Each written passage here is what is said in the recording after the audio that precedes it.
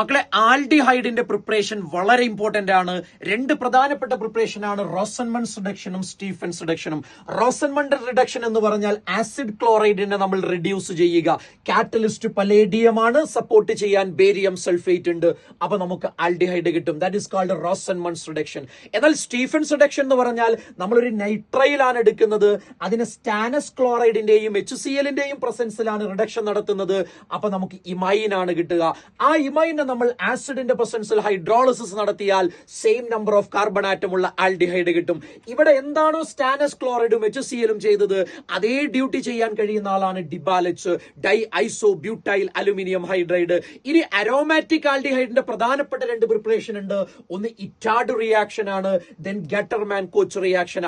ഇറ്റാഡ് reaction എന്ന് പറഞ്ഞാൽ ടൊളുവിനെ ക്രോമൈൽ ക്ലോറൈഡ് ഉപയോഗിച്ച് ഓക്സിഡൈസ് ചെയ്ത് കഴിഞ്ഞാൽ ഫോളോഡ് ബൈ ഹൈഡ്രോളിസിസ് ചെയ്ത് കഴിഞ്ഞാൽ ബെൻസാൽഡിഹൈഡ് കിട്ടുന്ന പ്രോസസ്സാണ്.